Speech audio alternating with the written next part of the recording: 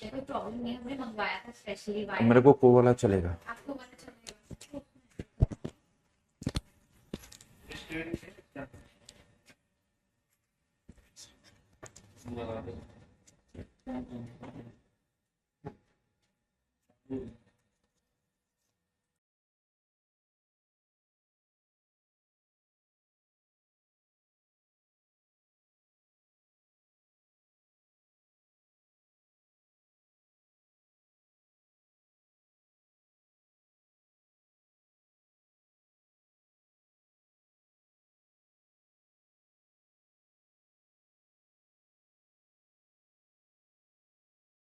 खुश रहो, स्वस्थ रहो, मस्त रहो। सभी को एक एक मोल आशीर्वाद। हाँ जी। सूरत से? अच्छा, तो सूरत से नमस्कार किया जा रहा है। बहुत बहुत मैं कोटा की तरफ से आप सबको नमस्कार करता हूँ। हाँ जी, तो क्या डिस्कशन है आज?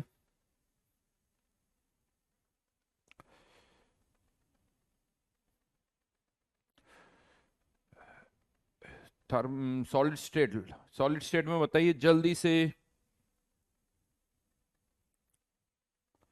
H2 फटाफट डिस्कस कर लेते हैं, देखो यार, है ना। एडवांस में भी कुछ बाकी है क्या अभी?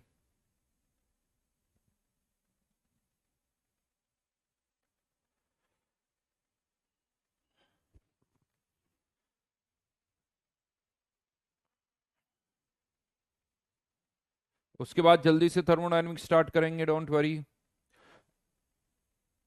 एडवांस में बोलो, चलो एडवांस को फटाफट फिनिश कर लेते हैं, फिर केवल आज एडवांस डिस्कस करेंगे।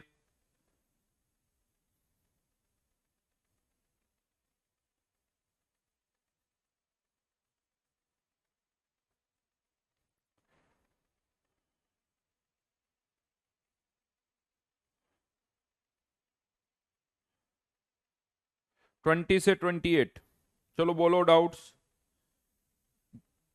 सॉलिड स्टेट का एडवांस में क्या डाउट है?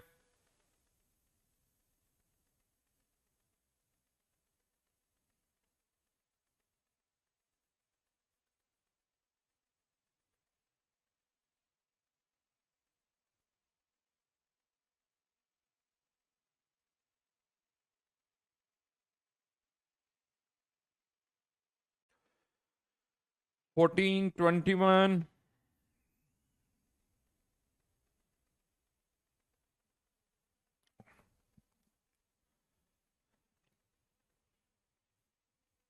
फोर्टीन, 15, 16 HCP पर है। और यहां पर अब आप देखोगे 14, 15, 16 तीनों क्वेश्चन HCP पर है, 2008 का क्वेश्चन है। यहां पर इन्होंने बहुत सिंपली एक डिफाइन किया हुआ है। In hexagonal system of crystals a frequently encountered arrangement of atoms is described as a hexagonal prism। Hexagonal prism लिखा हुआ इन्होंने, और फिर नीचे लिखा हुआ the number of atoms in this HCP unit cell. In this HCP unit cell, तो अब यहां पर इन्होंने डिफाइन भी किया हुआ, और in this HCP unit cell. और वैसे भी देखा जाए तो टू वाला ऑप्शन ही नहीं है, तो number of atoms in prism अगर हम बात करें तो प्रिज्म में कितने एटम्स हो जाएंगे? 6।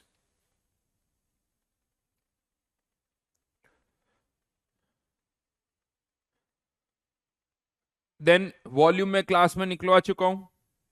HCP का वॉल्यूम कितना होता है वो मैं क्लास में बता चुका हूं।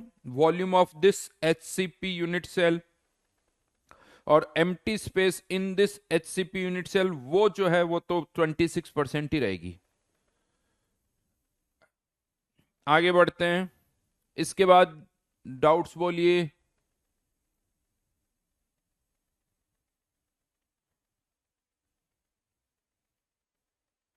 6 तो मैं पहले ही करवा चुका हूं।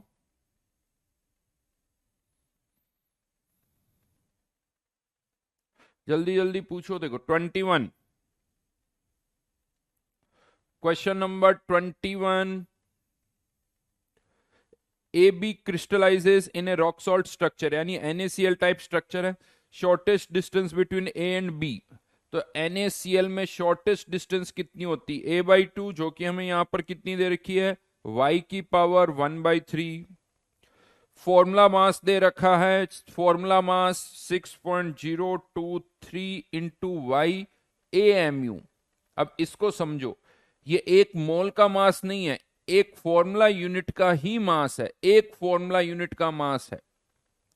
इसको अब एवोगैड्रो नंबर से डिवाइड करने की कोई जरूरत नहीं है। फाइंड आउट क्या करना है, डेंसिटी। तो NaCl में, NaCl की बात करें तो कितनी यूनिट्स हो जाएगी, 4 यूनिट्स। एक यूनिट का मास कितना है, 6.023 इंटू वाई। लेकिन हाँ, ये किस यूनिट में है, AMU में, डिवाइडेड बाय a³ a³ करेंगे तो a इक्वल्स टू 2y की पावर 1/3, 1/3 की पावर क्यूब। हाँ, अब आप AMU को कन्वर्ट कर सकते हो। और एक और पॉइंट हमें देखना होगा यहां पर, ये नैनोमीटर में है, ये नैनोमीटर में है, तो उसको हम कन्वर्ट कर दें तो 10⁻⁻9, 10⁻⁻9 क्यूब। तो ये y से y वाली टर्म भी कैंसिल आउट हो जाएगी। और इस AMU को ग्राम और फिर किलोग्राम, तो 1 एवोगैड्रो नंबर कर दो। 1 AMU को ग्राम में कन्वर्ट करना, तो एवोगैड्रो नंबर 6.023 इंटू 10⁻23, लेकिन ये ग्राम में आया है। किलोग्राम में कन्वर्ट करना तो इंटू 10⁻³ और करना पड़ेगा। सॉल्व कर दो, आंसर आ जाएगा।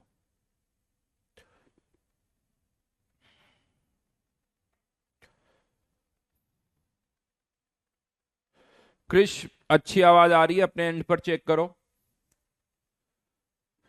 और इसी का दूसरा पार्ट क्या है, if the measured density is 20 kilogram पर मीटर क्यूब। आई थिंक इसका आंसर कुछ 5 के आसपास आता है, जबकि मेजर डेंसिटी अगर 20 है तो इतना ज्यादा डेंसिटी में डिफरेंस किसी सब्सटीट्यूशनल या इंप्योरिटी डिफेक्ट के कारण ही आ सकता है। इंप्योरिटी यानी थोड़ा बहुत डेंसिटी में डिफेक्ट तो शॉर्ट के कारण आ सकता है, लेकिन इतना ज्यादा डिफरेंस किसी सब्सटीट्यूशनल के कारण ही आ सकता है। मान लो जैसे कि NaCl की जगह KCl आ जाए, या Na+ आयन की जगह स्ट्रोंशियम आयन आ जाए, तो ऐसा हो सकता है। बिल्कुल आंसर 5 के आसपास कुछ आएगा।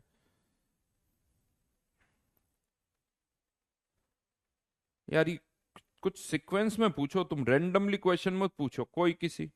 मेरे हिसाब से 11th तो मैं लास्ट क्लास में एक्सप्लेन कर चुका हूं।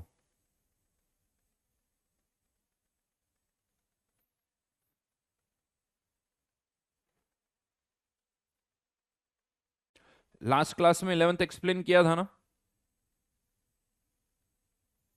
हाँ या ना में जल्दी से जवाब दो।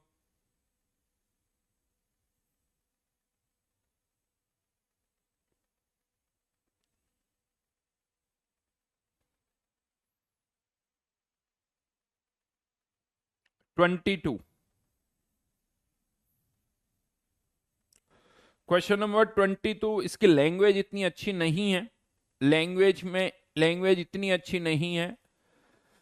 यहां कहा जा रहा है कि हमारे पास मार्बल पीसेस हैं, जिन मार्बल पीसेस हैं, और उन्हें हमें एक सरफेस एरिया पर अरेंज करना है। और जो हमारे पास सरफेस एरिया है is enclosed bye 40 into 40 millimetre length. तो ऐसा कुछ इमेजिन कर सकते हैं कि हमारा जो सरफेस एरिया है वो एक स्क्वायर है, समथिंग लाइक दिस, जो कि 40 इंटू 40 का है। तो यूं मान लो ये जो स्फीयर्स है उनकी रेडियस 10 मिलीमीटर है, 10 10 10 5 और 5। अब हमें इस एरिया पर मार्बल पीसेस को अरेंज करना है, इस तरह से अरेंज करना है कि मैक्सिमम मार्बल पीसेस हम यहां पर रख सकें। इस तरह से अरेंज करना है कि मैक्सिमम मार्बल पीसेस हम यहां पर रख सकें, समथिंग लाइक दिस। क्योंकि हमें पता है कि 2D में दो तरह का अरेंजमेंट होता है, एक स्क्वायर क्लोज पैकिंग और एक हेक्सागोनल क्लोज पैकिंग। ज्यादा क्लोज कौन सी होती है, हेक्सागोनल। इसीलिए हमने यहां पर कौन सा अरेंजमेंट सेलेक्ट किया है, हेक्सागोनल क्लोज पैकिंग। अब कितने मार्बल पीसेस रखे जा सकते हैं, तो उसका तरीका क्या है, ऐसा नहीं कि पूरा काउंटिंग करो कि 1 2 3 4, ऐसा कुछ काउंटिंग नहीं करनी है। ये आपने एक हेक्सागन यहां पर कंसिडर किया, क्योंकि सारा अरेंजमेंट इसी तरह से हो रहा है, तो पर यूनिट एरिया कितने मार्बल पीसेज है, पर यूनिट एरिया कितने मार्बल पीसेज है वो यहां से निकाल लेते हैं हम। तो यहां पर हम देखें तो एक मार्बल पीस तो पूरा आ गया, इसका 1/3, इन सब का 1/3 कंट्रीब्यूशन है, क्योंकि ये एंगल कितना है 120, तो 6 पीसेस का 1/3, तो 1 + 1/3 of 6 pieces. Total marble pieces कितने हो गए 3, यानी इस एरिया में टोटल मार्बल पीसेस हो गए 3। अब ये एरिया कितना है, तो यहां पर आप कह सकते हो ये 2R है, ये भी कह सकते हैं 2R ही होगा, ये भी 2R होगा, 6 इक्विलेटरल ट्राइंगल बन रहे हैं, तो एरिया जो है वो कितना हो जाएगा, इक्विलेटरल ट्राइंगल का एरिया √3/4a², मतलब 2R का होल स्क्वायर। ये एक इक्विलेटरल ट्राइंगल का एरिया हो गया, ऐसे कितने 6, इतने एरिया में इतने मार्बल पीसेस हैं, तो नंबर ऑफ मार्बल पीसेस पर यूनिट एरिया, पर यूनिट एरिया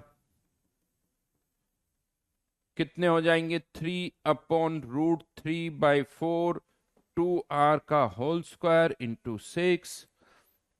ये फॉर्मूला आ गया नंबर ऑफ मार्बल पीसेस पर यूनिट एरिया। अब हमारे पास कितना एरिया 14/240 का, यानी 1600 से इसको मल्टीप्लाई कर दो। समझ में आ गई बात। यहां पर लिखा हुआ भी है, कुछ चीजें और भी लिखी हुई है, sketch the arrangement that will give the maximum number of marble per unit area. तो ये वो स्केच है जो कि maximum number of marble pieces देगा per unit area, that can be enclosed in this manner and deduce the expression to calculate it, deduce the expression to calculate it. तो ये expression हमारे पास एक तरह से आ गया नंबर ऑफ मार्बल पीसेस पर unit area. इसको अब जितने भी एरिया से मल्टीप्लाई करोगे उससे आंसर आ जाएगा। यहां एक लाइन लिखी हुई है, so that there centres lie with in the area enclosed by the 4 lines. इस लाइन का कोई मतलब नहीं है, सेंटर अंदर हो, लाइन पर हो, बाहर हो, जितना एटम का, जितना डिस्क का पार्ट अंदर है उतना ही काउंट करेंगे, जितना बाहर है उसको काउंट नहीं करेंगे, तो इससे कोई फर्क नहीं पड़ता। और बोलिए कोई डाउट इसमें। 24th क्वेश्चन O2 में ऑलरेडी डिस्कस हो चुका है बेटा। जो 24th क्वेश्चन पूछ रहे हैं वो O2 का क्वेश्चन नंबर 25 देख ले, सेम क्वेश्चन है। O2 का क्वेश्चन नंबर 25 और यहां पर क्वेश्चन नंबर 24, ये दोनों सेम क्वेश्चन हैं।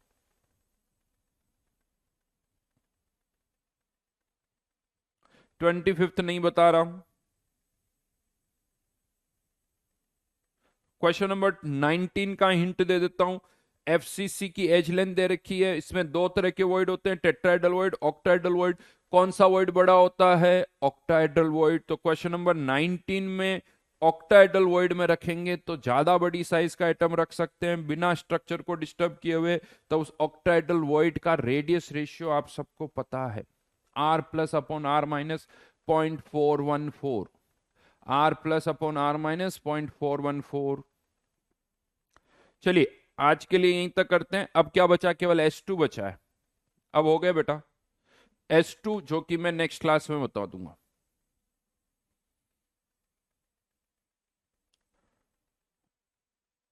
अब हम आ जाते हैं थर्मोडायनेमिक्स पर। थर्मोडायनेमिक्स, तो लास्ट क्लास में हमने किसकी बात की थी, रिवर्सिबल और इरिवर्सिबल। सारे पॉइंट्स पता है, रिवर्सिबल और इरिवर्सिबल।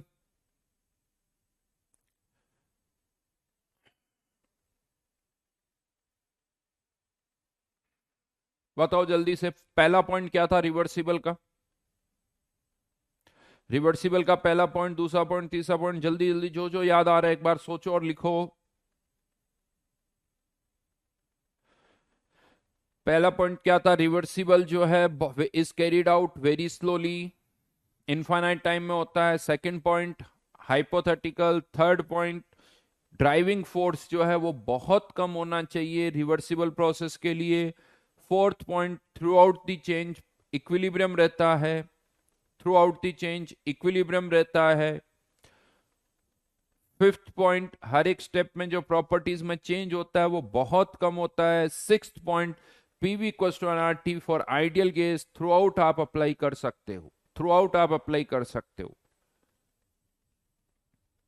ड्राइविंग फोर्स जीरो मत बोलो, टेंड्स टू जीरो। सोचो याद है या नहीं, जबकि यही इरिवर्सिबल में मैंने क्या था कि वो बहुत स्लोली नहीं किया जाता है। इस फाइनाइट टाइम में जो होता है वो इरिवर्सिबल, जो फाइनाइट टाइम में हो रहा है वो सब बहुत बढ़िया। रुद्रा बहुत बढ़िया, ड्राइविंग फोर्सेस लेस पीवी को नॉट बी मल्टीप्लाइड फॉर, बहुत बढ़िया।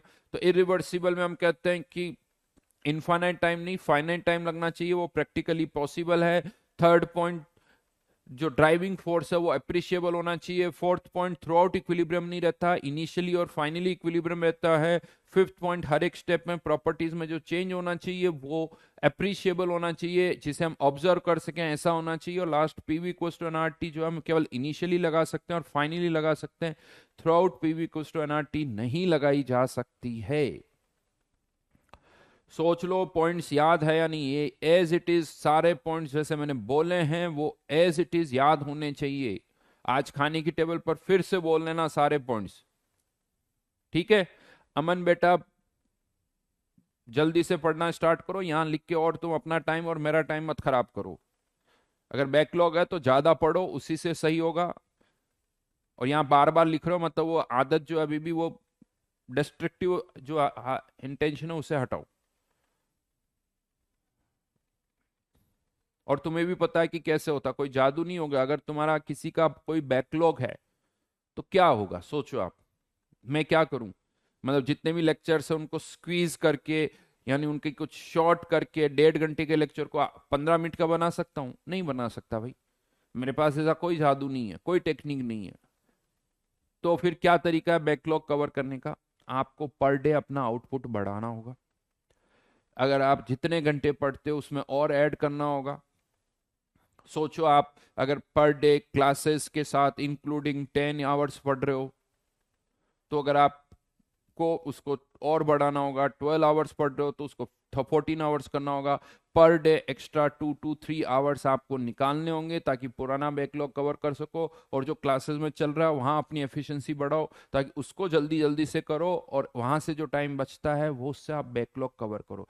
संडे है, बाकी के दिनों में और एक्स्ट्रा एफर्ट से काम करो। यही तरीका होता है, बिना मेहनत के कुछ बैकलॉग कवर नहीं होगा, ये ध्यान रखना। नैतिक या अल्फा वाली बात तो अलग है। अच्छा, साथ में मैंने आपसे ये भी कहा था, रिवर्सिबल रिएक्शन और इरिवर्सिबल रिएक्शन जो हम पढ़ते हैं केमिकल इक्विलिब्रियम में, उसका इससे कोई कनेक्शन नहीं है भाई। रिवर्सिबल रिएक्शन जिनका एक्सटेंट 0 से 1 के बीच में होता है, इरिवर्सिबल जो पूरी कंप्लीट हो जाती है, वो ऑल टुगेदर एक डिफरेंट स्टोरी है, उसका यहां से कोई कनेक्शन नहीं है। हाँ, एट द एंड अगेन मैं आपको ये बता दूं कि नेचर में ऐसा कोई भी प्रोसेस नहीं है जो आप कह सको देखो सर ये रिवर्सिबल है, बिकॉज रिवर्सिबल आर हाइपोथेटिकल। केवल ऑन बोर्ड बता सकता हूं देखो ये प्रोसेस रिवर्सिबली हो रहा है, प्रैक्टिकली इस दुनिया में कोई भी चेंज रिवर्सिबली नहीं हो रहा है। सारे चेंज जो हो रहे हैं वो फाइनाइट टाइम में हो रहे हैं, चाहे वो 1 सेकेंड में हो, चाहे 1 ईयर में हो, चाहे 100 ईयर्स में हो। वो 100 ईयर्स में भी हो रहा है, वो भी फाइनाइट टाइम है, यानी वो भी इरिवर्सिबल ही है। तो सारे प्रोसेस जो है वो सारे इरिवर्सिबल है, मतलब फाइनाइट टाइम, रिवर्सिबल मतलब इनफाइनाइट टाइम है, ठीक है? तो अब रिवर्सिबल और इरिवर्सिबल से रिलेटेड एक लास्ट पॉइंट में और लिखवा रहा हूं। याद करो जब हमने सिस्टम सराउंडिंग्स की डेफिनेशन लिखी थी तो वहां एक पॉइंट लिखा था कि सराउंडिंग्स की साइज बहुत बड़ी होती है, जिसके कारण सराउंडिंग्स की प्रॉपर्टीज में जो चेंज होता है वो बहुत कम होता है। अब सोचो यहां पर एक हॉट कप ऑफ कॉफी रखा हुआ है मेरी टेबल पर, या आपके रूम में एक हॉट कप ऑफ कॉफी रखा हुआ है। ऑब्वियसली उसका टेम्परेचर कुछ 70 80 90 डिग्री होगा। धीरे धीरे धीरे उसका टेम्परेचर जो है 80 70 60 50 40 कुछ हो जाएगा, और ऑब्वियसली ये फाइनाइट टाइम में ही चेंज होगा। यानी फाइनाइट टाइम में एक अच्छा खासा चेंज हो जाएगा। तो हॉट कॉफी के लिए जो ये प्रोसेस हो रहा है वो कह सकते हो सर इरिवर्सिबल है, क्योंकि चेंजेस जो हो रहे हैं वो फाइनाइट टाइम में हो रहे हैं। बट सोचो इसके कारण सराउंडिंग्स में जो चेंज हुआ है, रूम की एयर के टेम्परेचर में जो चेंज हो रहा है, कह सकते हो सर वो तो बहुत ही कम है। मतलब इसी प्रोसेस को, जो प्रोसेस हॉट कॉफी के लिए इरिवर्सिबल था, यही प्रोसेस अगर हम सराउंडिंग्स के एंगल से देखें, क्योंकि सिंस सराउंडिंग्स बहुत बड़ी है तो कोई भी चेंज उसके लिए तो बहुत छोटा होगा, तो यही प्रोसेस सराउंडिंग्स के लिए पता है क्या होगा, रिवर्सिबल होगा। क्यों? क्योंकि उसके लिए तो प्रॉपर्टीज में चेंज बहुत कम हो रहा है। हर एक स्टेप में जो चेंज हो रहा है वो बहुत कम हो रहा है। चेंज हो रहा है लेकिन वो बहुत ही कम हो रहा है। इसीलिए फॉर सराउंडिंग सारे ही प्रोसेस रिवर्सिबल ही होते हैं। ए प्रोसेस में बी रिवर्सिबल और irreversible for a system, but it is always considered to be irreversible. It is always considered to be reversible for surroundings. ये बड़े काम का पॉइंट है भाई। अगर आप इस पॉइंट को हटा दो तो एंट्रोपी, आगे चल के जब हम एंट्रोपी की बात करेंगे तो बहुत कुछ एंट्रोपी में समझ में ही नहीं आएगा। यानी अब मैं इस पॉइंट को पता है कब यूज करूंगा, आफ्टर 9 या 10th लेक्चर इस पॉइंट को हम यूज करेंगे जब हम एंट्रोपी की बात करेंगे। तो अच्छी तरह से इसको लिख लेना, एक प्रोसेस चाहे सिस्टम के लिए रिवर्सिबल हो या इरिवर्सिबल हो, for surroundings it is always reversible है। For surroundings it is always reversible. अभी मैंने किसी को बताया बेटा दुनिया में कोई एग्जाम्पल नहीं है जो रिवर्सिबल है, फिर भी कोई ना कोई ढूंढ ढूंढ के लेके ही आ जाता है ना। सही बात है बेटा, तुम लोग बड़े ही खोजी हो, है ना। पता नहीं कहीं से मिनरल्स की डिफॉर्मिंग, अरे बेटा सब इरिवर्सिबल है। जो भी तुम लिख एग्जाम्पल सोच लो, आगे पहले ही लिख लेना इरिवर्सिबल, क्योंकि वो सब फाइनाइट टाइम में हो रहा है। मिनरल्स भी बन रहे हैं वो भी फाइनाइट टाइम में बन रहे हैं, वो भी इरिवर्सिबल है। जो भी चेंजेस हो रहे हैं अर्थ में, जो भी चेंजेस हुए हैं चाहे मिलियन ईयर्स लगे हों, वो भी इरिवर्सिबल है, क्योंकि वो भी कुछ ना कुछ टाइम में हुआ है। तो इसलिए दिव्यांशु, प्रैक्टिकली कोई भी प्रोसेस सिस्टम के हिसाब से रिवर्सिबल नहीं है, सराउंडिंग्स के हिसाब से वो रिवर्सिबल है। तो सराउंडिंग्स के हिसाब से क्या बोलोगे, हॉट कॉफी का टेम्परेचर चेंज हुआ, सराउंडिंग्स में क्या हुआ, तो प्रोसेस तो सिस्टम के अकॉर्डिंग बोलोगे ना, सराउंडिंग्स के लिए लिखा हुआ है। For surroundings all the process are reversible, because surroundings बहुत बड़ी है। तुम एक कंटेनर में रिएक्शन कर रहे हो, उसके कारण सराउंडिंग्स में जो चेंज होंगे वो तो बहुत ही कम होंगे। तो सराउंडिंग्स के एंगल के, सराउंडिंग्स के लिए उस प्रोसेस को कैसे मानोगे, रिवर्सिबल। बट सिस्टम के लिए नहीं मानोगे, सिस्टम के लिए नहीं मानोगी। चेंजेस कहां हुए, सिस्टम में। प्रोसेस को डिफाइन किसके अकॉर्डिंग करोगे, सिस्टम में। यहां केमिकल रिएक्शन हुई है, सराउंडिंग्स में तो उसका कुछ इंपैक्ट गया है, और वो इंपैक्ट जो सराउंडिंग्स में हुआ है वो बहुत ही कम हुआ है। क्यों बहुत कम हुआ है, क्योंकि सराउंडिंग्स को हम कह सकते हैं कि सराउंडिंग्स बहुत बार नहीं। दिव्यांशु, सराउंडिंग्स को कैसे सिस्टम मान लोगे, सराउंडिंग्स को कैसे सिस्टम मान लोगे, इसका मतलब क्या, सिस्टम जो है तुम्हारा मतलब सराउंडिंग्स बहुत बड़ी है, नहीं मान सकते हो। ऐसा थोड़ी कुछ भी मान लो, सिस्टम सिस्टम है, सराउंडिंग्स सराउंडिंग्स है। सराउंडिंग्स, ये क्यों लिखा हमने सेंटेंस, ये क्यों लिखा, क्योंकि सराउंडिंग्स बहुत बड़ी है। नुकुल कह रहा सर न्यूक्लियर बॉम्ब ब्लास्ट हो गया, वैसे तो न्यूक्लियर बॉम्ब ब्लास्ट अर्थ पर हो रहा है, नेपच्यून पे जाके उसका कुछ इंपैक्ट होता है क्या, नेपच्यून पे जाके कुछ इंपैक्ट होता है क्या उसका। और अब तुमने यहां पर न्यूक्लियर ब्लास्ट किया तो पूरी अर्थ तुम्हारा सिस्टम हो गई, तुम्हारी अर्थ तुम्हारा सिस्टम हो गए।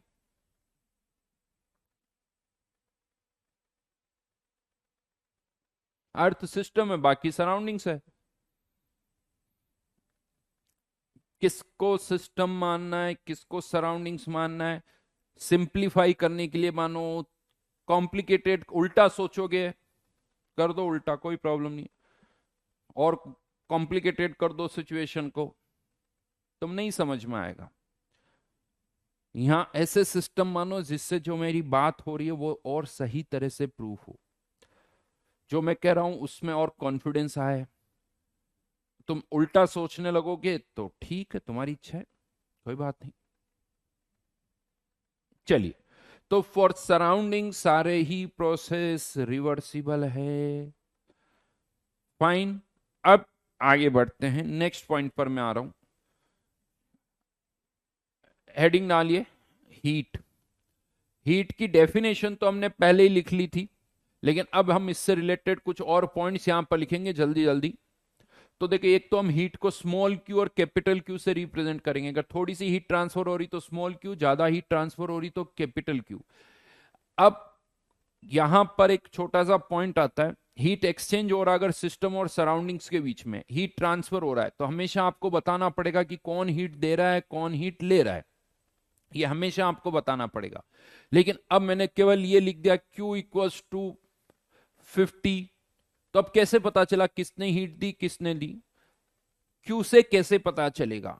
केवल Q लिखा हुआ है, या तो नीचे लिखो कि इतनी हीट सिस्टम ने दी, इतनी हीट सिस्टम को दी गई, तो इसका एक साइन कन्वेंशन बनाया गया। अगर Q को प्लस साइन के साथ लिख रहे हो, यानी Q को अगर हम प्लस साइन के साथ लिख रहे हैं, इसका मतलब इतनी हीट किसको दी जा रही है? सिस्टम को। और यही अगर Q को आप माइनस साइन के साथ लिख रहे हो, तो मतलब कौन हीट दे रहा है? सिस्टम। तो इसका मतलब क्या हुआ? Heat given to the system, to the system 50 kilo joule, यानी सिस्टम को हीट दी जा रही है। और यहां पर अगर मुझसे पूछोगे तो heat given by the system. और अब जब आप लिख चुके हो heat given by the system, ये माइनस साइन यू के तो क्या बता रहा है? By the system. अब माइनस साइन नहीं आएगा, क्योंकि ये माइनस साइन क्या बता रहा था? कौन हीट दे रहा है। तो यहां पर कौन हीट दे रहा है? सिस्टम हीट दे रहा है। यहां सिस्टम को हीट दी जा रही है, तो प्लस साइन के साथ लिखोगे तो ऐसा, और माइनस साइन के साथ लिखोगे तो मतलब ये। यहां एक चीज मैं बता दूं, अगर आप लैंग्वेज यूज कर रहे हो तो कोई साइन कन्वेंशन नहीं है। अगर आप लैंग्वेज यूज कर रहे हो तो जो हो रहा है वो बोल रहे हैं, सिस्टम हीट दे रहा है 50 किलो जूल, सिस्टम को हीट दी जा रही है 50 किलो जूल। साइन कन्वेंशन की बात कब आती है? जब आप केवल क्यू लिखते हो। जब आप केवल क्यू लिखते हो तो साइन कन्वेंशन की वहां बात आती है, अदरवाइज वहां साइन लैंग्वेज यूज कर रहे हो तो कोई साइन कन्वेंशन नहीं है। और मैं आपको बता दूं, फिजिक्स का भी साइन कन्वेंशन यही है, केमिस्ट्री का भी साइन कन्वेंशन यही है। यहां पर दोनों में कोई डिफरेंस नहीं है। और ऑब्वियसली बात है, ये तो आप बोलते ही हो, अगर सिस्टम हीट दे रहा है तो इसे हम क्या बोलते हैं? एक्सोथर्मिक। और अगर सिस्टम को हीट दी जा रही है तो इसे बोला जाता है एंडोथर्मिक। तो ये वर्ड्स भी चाहो तो आप यूज कर सकते हो, एक्सोथर्मिक, एंडोथर्मिक। राइट, मैं फिर से कह रहा हूं, लैंग्वेज यूज कर रहे हो तो कोई साइन कन्वेंशन नहीं है। साइन कन्वेंशन तब पिक्चर में आता है जब केवल आप क्यू लिख रहे हो। वर्ड क्यू लिखोगे तो प्लस और माइनस की इंपॉर्टेंस है, लैंग्वेज लिखोगे तो जैसा होता है नॉर्मली वैसा ही है। अब यहां पर ये पॉइंट आता है, कभी भी हम किसी सिस्टम को हीट देते हैं तो क्या जरूरी है कि उसका टेम्परेचर चेंज हो? तो आंसर इज नो, ऐसा कोई जरूरी नहीं है। जैसे आइसोथर्मल प्रोसेस आगे चल के हम पढ़ेंगे, वहां पर हम देखते हैं कि हम हीट देते हैं लेकिन सिस्टम का टेम्परेचर चेंज नहीं होता। क्यों नहीं होता? कि जितनी हम सिस्टम को हीट देते हैं उतना सिस्टम किसी और पर वर्क कर देता है। यानी यहां से हीट आई, उसने उधर वर्क कर दिया, उसकी एनर्जी चेंज नहीं हुई। और भी बहुत सारे प्रोसेस हैं, मेल्टिंग ऑफ आइस या वेपराइजेशन, फेस चेंज, इन सब में जब हम हीट देते हैं तो टेम्परेचर चेंज हो, ये जरूरी नहीं है। लेकिन अब हम केवल ऐसे प्रोसेस की बात करें, अब देखो मेरे हर एक लाइन को बहुत ढंग से सुनना, बहुत ढंग से सुनना। अब हम केवल ऐसे प्रोसेस की बात कर रहे हैं जिसमें हम सिस्टम को हीट दे रहे हैं और उसका टेम्परेचर चेंज हो रहा है, और केवल टेम्परेचर चेंज हो रहा है, सब्सटेंस की आइडेंटिटी चेंज नहीं हो रही है, मतलब वो फेस चेंज नहीं हो रहा है, वो सॉलिड से लिक्विड में या लिक्विड से गैस में नहीं जा रहा है, ना वहां कोई केमिकल रिएक्शन हो रहा है, जो सब्सटेंस है वो वैसा का वैसा ही रह रहा है। हाँ, हम हीट दे रहे हैं और उसका टेम्परेचर चेंज हो रहा है। तो ऑब्वियसली एक क्वेश्चन आता है कि यार इतना टेम्परेचर चेंज करने के लिए कितनी हीट देनी पड़ेगी, कितनी हीट देनी पड़ेगी, या इतनी हीट देने पर कितना टेम्परेचर में चेंज होगा। समझ रहे हो? तो अब हमें हीट को किससे रिलेट करना है? चेंज इन टेम्परेचर से। इसके लिए एक टर्म डिफाइन की जाती है जिसे हम कहते हैं molar heat capacity. Molar heat capacity. वैसे इस तरह की दो तीन टर्म्स है, पहले मैं बात कर रहा हूं मोलर हीट कैपेसिटी। ये क्या होती है, पहले इसकी डेफिनेशन लिख देते हैं। Amount of heat, amount of heat required to change the temperature of 1 mole substance by 1 Kelvin, by 1 Kelvin या 1 डिग्री सेल्सियस, एक ही बात है। टेम्परेचर चेंज जो है चाहे केल्विन में हो या डिग्री सेल्सियस में, मैग्नीट्यूड चेंज नहीं होता है। 10 केल्विन इंक्रीज होना, 10 डिग्री सेल्सियस इंक्रीज होना, बात एक ही है। तो amount of heat required to change the temperature of 1 mole substance by 1 Kelvin. In fact इसकी यूनिटी पता क्या होती है? जूल पर केल्विन पर मोल। मोलर हीट कैपेसिटी पर मोल का टेम्परेचर 1 केल्विन बढ़ाने के लिए कितनी हीट देनी पड़ेगी? पर मोल 1 केल्विन टेम्परेचर बढ़ाने के लिए कितनी हीट देनी पड़ेगी? That is molar heat capacity. इसी तरह से एक और टर्म भी होती है स्पेसिफिक हीट। अब मैं केवल यूनिट से डिफरेंशिएट कर रहा हूं। स्पेसिफिक हीट की यूनिट पता क्या होती है? जूल पर केल्विन पर ग्राम। ये पर मोल के लिए है, ये पर ग्राम के लिए। 1 ग्राम सब्सटेंस का टेम्परेचर 1 केल्विन बढ़ाने के लिए कितनी हीट देनी पड़ेगी? That is specific heat. ये 1 मोल के लिए, ये 1 ग्राम के लिए। 1 ग्राम पानी का टेम्परेचर 1 केल्विन बढ़ाने के लिए जो हीट देनी पड़ेगी वो है स्पेसिफिक हीट। 1 मोल पानी का टेम्परेचर 1 केल्विन से बढ़ाने के लिए जो हीट देनी पड़ेगी वो है molar heat capacity. Obviously molar heat capacity जो होगी वो स्पेसिफिक हीट से ज्यादा होगी। यहां पर मैं रिलेशन भी लिख सकता हूं। मोलर हीट कैपेसिटी जो है, molar heat capacity equals to molar mass into specific heat. यानी स्पेसिफिक हीट को मोलर मास से मल्टीप्लाई कर दो, क्योंकि जैसे 1 ग्राम वाटर के लिए इतनी हीट है, तो 18 ग्राम के लिए 18 ग्राम से मल्टीप्लाई करना होगा, तब वो 1 मोल के लिए हो जाएगा। तो स्पेसिफिक हीट को मोलर मास से मल्टीप्लाई करोगे तो उससे क्या आ जाएगी? मोलर हीट कैपेसिटी आ जाएगी। राइट। देन थर्ड टर्म क्या होती है यहां पर? ये तो 2 टर्म्स हो गई, ये अच्छी तरह से याद रखना, यूनिट से डिफरेंशिएट करना। Specific heat, molar heat capacity. Then third यहां पर एक और टर्म आती है हीट कैपेसिटी। हीट कैपेसिटी की अगर हम बात करें तो उसकी यूनिट्स में पर ग्राम पर मोल होता ही नहीं है। हीट कैपेसिटी इसकी यूनिट पता केवल क्या होती है? जूल पर केल्विन। यानी कितने ग्राम सब्सटेंस है उससे मतलब नहीं है, जो सब्सटेंस है उसका टेम्परेचर 1 केल्विन बढ़ाने के लिए कितनी हीट देनी पड़ेगी। तो सीधा सीधा आप इसे कह सकते हो हीट कैपेसिटी में पर ग्राम या कुछ नहीं होता। तो यहां पर 50 ग्राम है तो ये 50 ग्राम के लिए, 100 ग्राम है तो 100 ग्राम के लिए। यानी हीट कैपेसिटी अमाउंट चेंज होने पर चेंज हो जाएगी।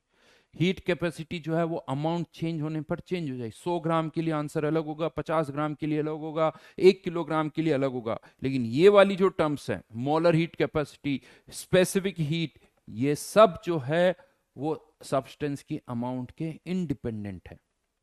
इसीलिए बहुत बार हम इन्हें ऐसे भी बोलते हैं कि ये दोनों जो है वो इंटेंसिव प्रॉपर्टीज है। यानी सब्सटेंस कम कर दो, सब्सटेंस ज्यादा कर दो, उनकी molar heat capacity, specific heat जो है वो चेंज नहीं होगी, लेकिन हीट कैपेसिटी चेंज होगी।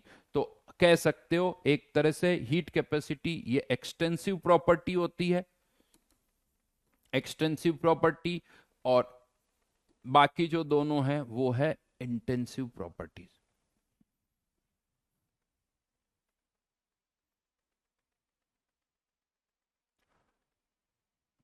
सब समझा दिया बेटा।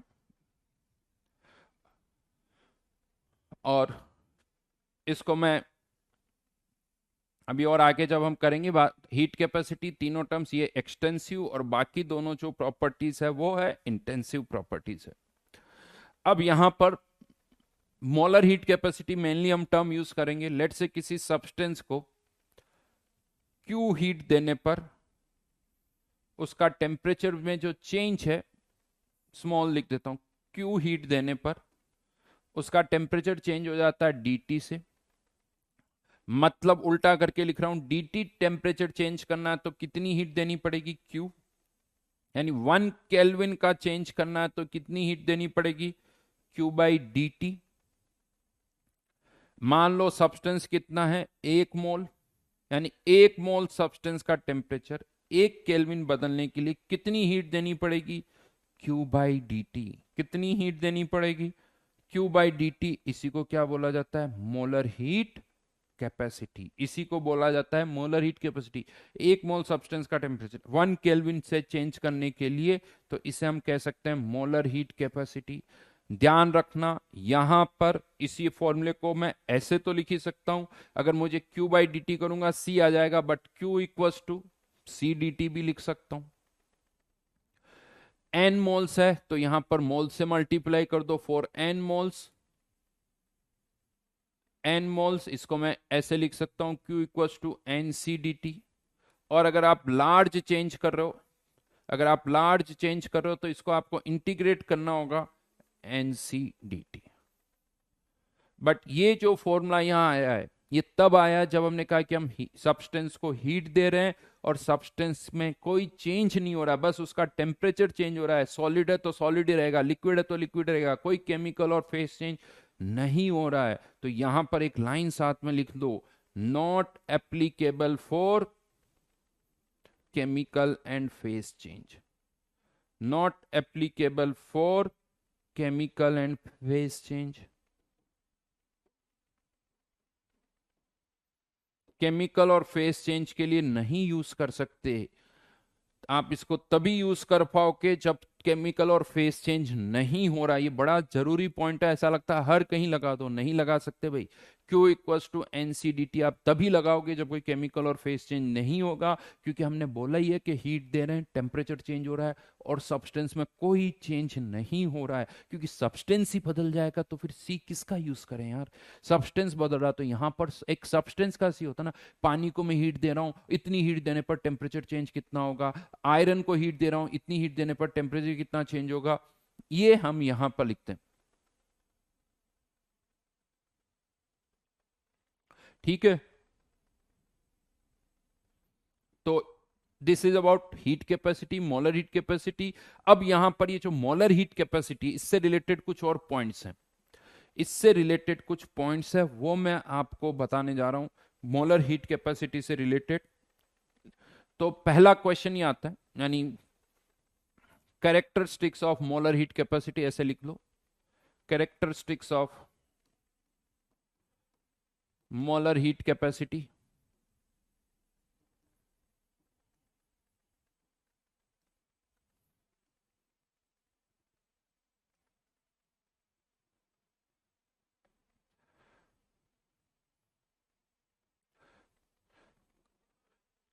फर्स्ट वन, एक सिंपल सा क्वेश्चन पूछता हूं। पानी है मेरे पास, लेट से पानी, उसका टेम्परेचर 20 डिग्री सेल्सियस से 30 डिग्री सेल्सियस और फिर 30 से 40 डिग्री सेल्सियस में क्या लगता है जो हीट देनी पड़ेगी, लेट से यहाँ Q1 यहाँ Q2, क्या ये सेम होगी?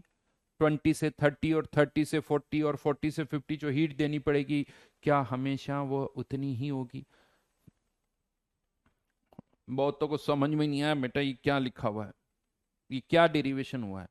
सुनना वापस इस चीज को, अच्छी तरह से सब समझ में आ जाएगा। सुनते नहीं हो, उसीलिए ढंग से सुनो। पूरा बोला गया है कि ये सी क्या है, 4 बार बोला गया है। 1 मोल सब्सटेंस का टेम्परेचर 1 केल्विन बदलने के लिए जो हीट देनी होगी उसी को हम क्या बोलते हैं, मोलर हीट कैपेसिटी। तो ये सी क्या है, मोलर हीट कैपेसिटी। अब हम उसी के कैरेक्टरिस्टिक्स की बात कर रहे हैं, मोलर हीट कैपेसिटी के कैरेक्टरिस्टिक्स की बात कर रहे हैं। ये हीट सेम नहीं होगी, वैसे डिफरेंस बहुत कम होगा, लेकिन होगा जरूर, होगा जरूर। तो यहां पर ये जो स्मॉलर हीट कैपेसिटी जो है, टेम्परेचर चेंज होने पर इसकी वैल्यू चेंज होती है। 20 से 30 डिग्री कुछ और होगी, 30 से 40 कुछ और होगी, 40 से 50 कुछ और होगी। इनफैक्ट जैसे जैसे टेम्परेचर बढ़ता है, मोलर हीट कैपेसिटी की वैल्यू भी बढ़ती है। यानी मोलर हीट कैपेसिटी के लिए लिख रहा हूं, it is temperature dependent. It is temperature dependent for solid, liquid and gas. चाहे सॉलिड हो, चाहे लिक्विड हो, या गैस हो, और गैस में चाहे वो आइडियल हो चाहे रियल हो, मोलर हीट कैपेसिटी जो होती है वो टेम्परेचर पर डिपेंड करती है। ये अलग बात है कि नॉर्मली हम कांस्टेंट मान लेते हैं, नॉर्मली हम कांस्टेंट मान लेते हैं, बट वो कांस्टेंट नहीं होती है। मोलर हीट कैपेसिटी या स्पेसिफिक हीट या हीट कैपेसिटी, कुछ भी कह दो, वो सब टेम्परेचर पर डिपेंडेंट होती है। ये ध्यान रखना, ये वैल्यू कभी सेम नहीं होगी। हाँ, डिफरेंस कम होगा, बट कुछ ना कुछ तो होगा जरूर। यहां पर सेकंड पॉइंट पर आ रहा हूं मैं, सेकंड पॉइंट पर आ रहा हूं। ये जो मोलर हीट कैपेसिटी होती किसी सब्सटेंस की, खासकर अगर हम बात करें गैसेस के लिए, तो सॉलिड और लिक्विड में तो इतना इफेक्ट नहीं आता, बट गैसेस के लिए अगर हम बात करें तो इट डिपेंड्स ऑन प्रोसेस, कि प्रोसेस आप कैसे कर रहे हो। तो इसको मैं ऐसे भी लिख सकता हूं, इट इज प्रोसेस या पाथ डिपेंडेंट। प्रोसेस, या जिसे आप कह सकते हो पाथ डिपेंडेंट। मतलब एट कांस्टेंट वॉल्यूम अगर आप कोई प्रोसेस कर रहे हो, एट कांस्टेंट वॉल्यूम अगर हम कोई प्रोसेस कर रहे हैं, तो पता है सी को क्या लिखा जाता है, सीवी। और एट कांस्टेंट प्रेशर अगर आप कोई प्रोसेस कर रहे हो, तो इस सी को हम पता है क्या लिखते हैं, सीपी। और यहां से Q इक्वल्स टू, अगर कांस्टेंट वॉल्यूम है तो n C V delta T या डी टी, जैसे भी आप लिख रहे हो। N C V small Q लिख दूंगा तो Q equals to n C V D T, तो इसको भी क्यू वी लिख दिया जाता है, Q P equals to n C P D T. यानी इट इज प्रोसेस डिपेंडेंट। जैसे हाइड्रोजन के लिए कोई आपसे पूछे कि बताओ मोलर हीट कैपेसिटी क्या होगी, हाइड्रोजन की मोलर हीट कैपेसिटी नहीं बता सकते, आपको बताना पड़ेगा एट कांस्टेंट वॉल्यूम क्या है, कांस्टेंट प्रेशर क्या है। तो इट इज पाथ डिपेंडेंट या प्रोसेस डिपेंडेंट। हाइड्रोजन के लिए सीवी की वैल्यू अलग होती है, हाइड्रोजन के लिए सीपी की वैल्यू अलग होती है। और अगर, और ऐसा भी नहीं कि प्रोसेस कांस्टेंट वॉल्यूम या कांस्टेंट प्रेशर पर ही होता है, और भी तरीके से प्रोसेस होता है, उसके लिए मोलर हीट कैपेसिटी कुछ और होगी। यानी प्रोसेस बदला तो मोलर हीट कैपेसिटी भी बदल जाएगी। ऑक्सीजन का टेम्परेचर कांस्टेंट वॉल्यूम पर बढ़ाना है तो हीट अलग देनी पड़ेगी, कांस्टेंट प्रेशर पर बढ़ाना है तो हीट अलग देनी पड़ेगी, वो सेम नहीं होगी। लेकिन हाँ, ये कह सकते हो for solids and liquids, for solids and liquids ज्यादा इनमें डिफरेंस नहीं होता, क्योंकि सॉलिड या लिक्विड का वॉल्यूम ऑलमोस्ट हमेशा ही कांस्टेंट रहता है। तो उनके लिए तो Cv is equals to Cp equals to some C। ये कांस्टेंट, ये हम Cv Cp को कांस्टेंट मान सकते हैं, बराबर मान सकते हैं फॉर सॉलिड और लिक्विड। लेकिन गैसेस के लिए ऐसा नहीं होता है।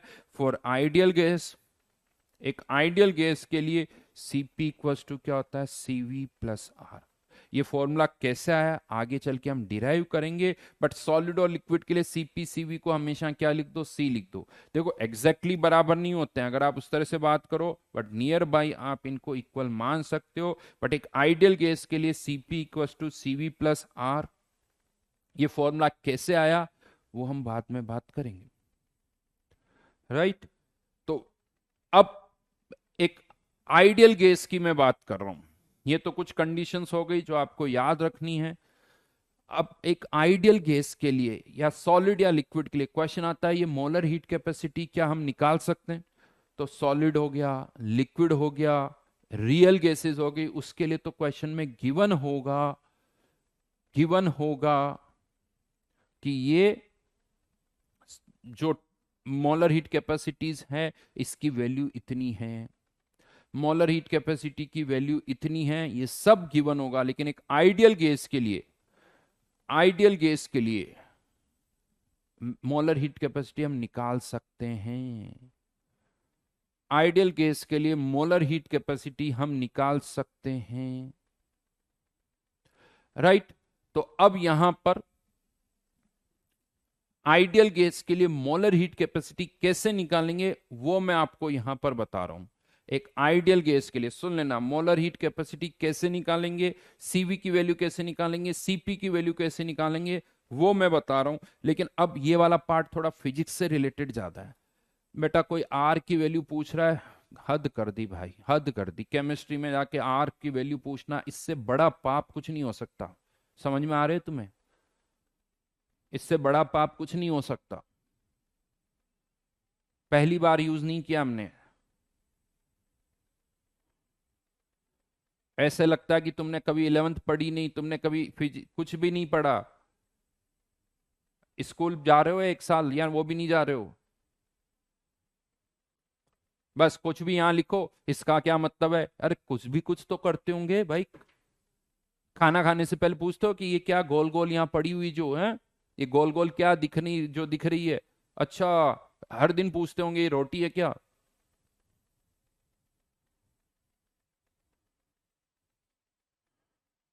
मतलब तुमने आर की वैल्यू पूछ ली, यहां पर सॉलिड स्टेट पूरा पढ़ चुके हैं, उसमें कितनी बार PV question R T use किया है?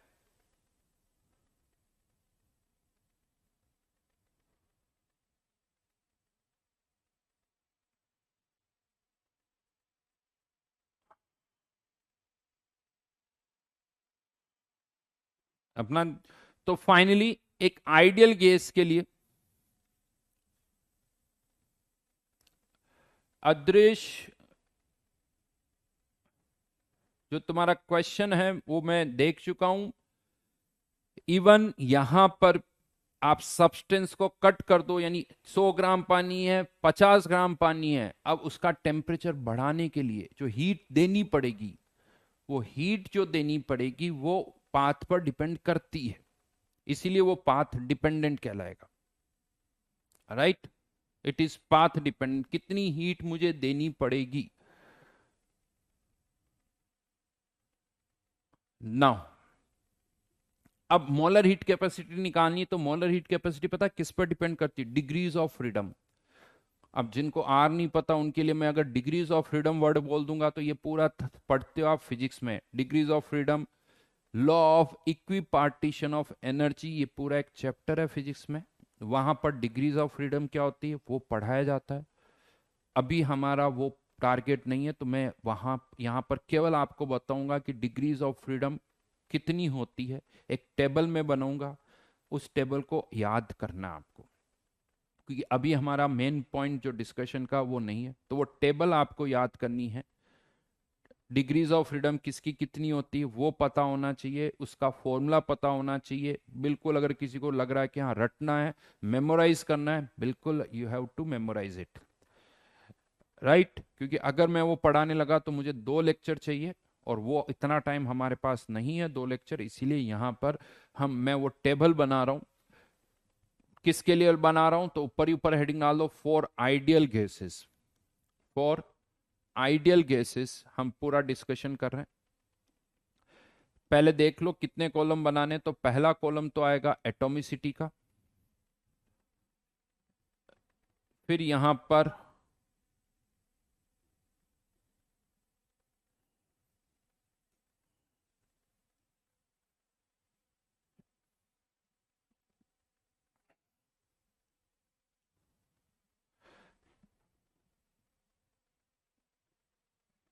हर एक कॉलम को 2 पार्ट में डिवाइड कर रहा हूं मैं। नहीं, रुको रुको रुको।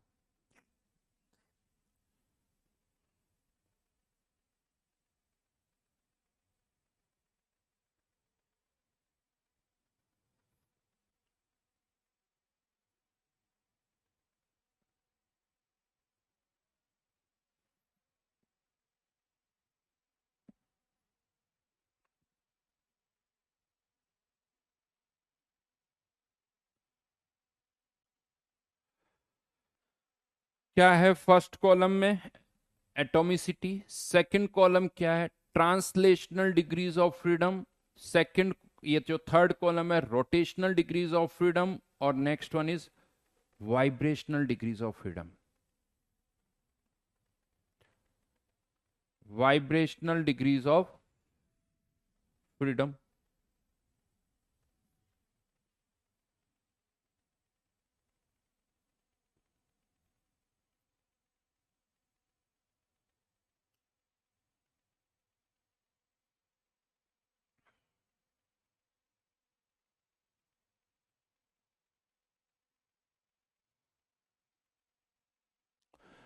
फिर यहां पर आता है सीवी, यहां पर आता है सीपी, और यहां पर इसका रेशियो सीपी अपॉन सीवी, जिसे हम और क्या बोलते हैं? गामा।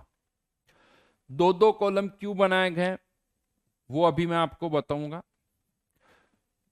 कि यहां दो कॉलम क्यों है, यहां दो कॉलम क्यों है, यहां दो कॉलम क्यों है। बट एटॉमिसिटी क्या होती? Mono atomic. दूसरा डाया एटॉमिक। लेकिन ट्राई एटॉमिक ऑनवर्ड्स दो केसेस स्टार्ट हो जाते हैं, लीनियर और नॉन लीनियर।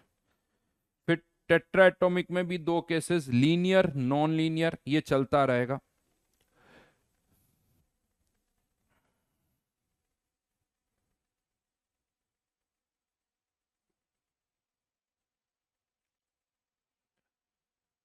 फर्स्ट एरो वाला सेलेक्ट कर लूं? अच्छा, चलेगा। मोनोएटॉमिक, डायटॉमिक, ट्राइएटॉमिक, लीनियर और नॉन लीनियर।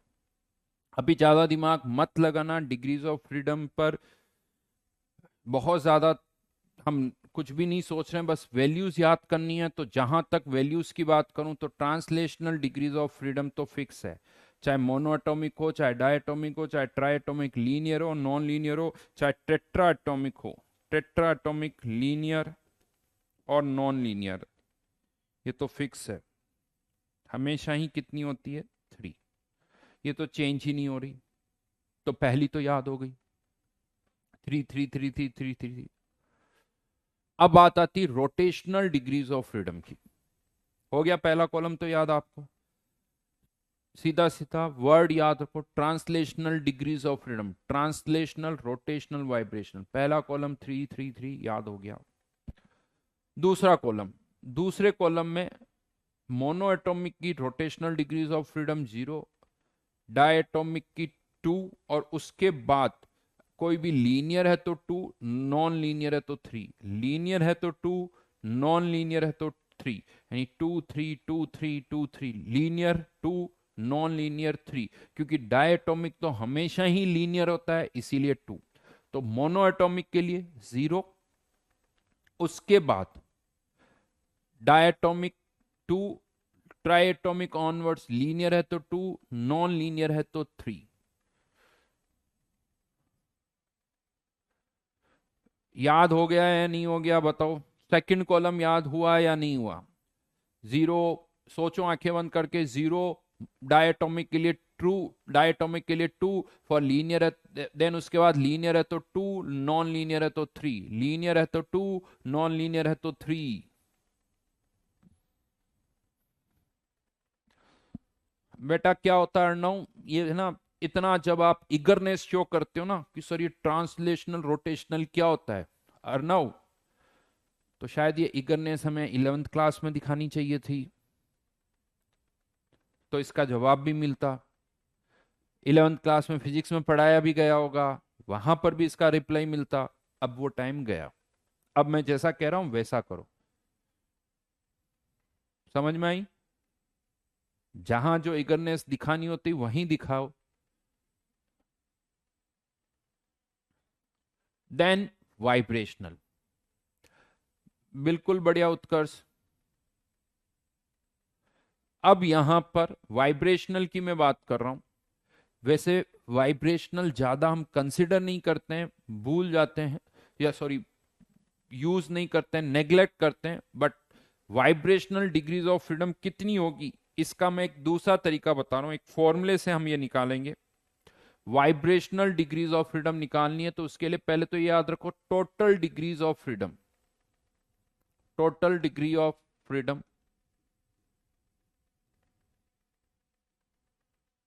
ये होती है 3n, जहां पर n क्या है, नंबर ऑफ एटम्स, यानी मोनो एटॉमिक है तो 1, डायटोमिक है तो 2, ट्राइएटोमिक है तो 3, या सिंपली एटोमिसिटी भी लिख सकते हो इसको, एटोमिसिटी।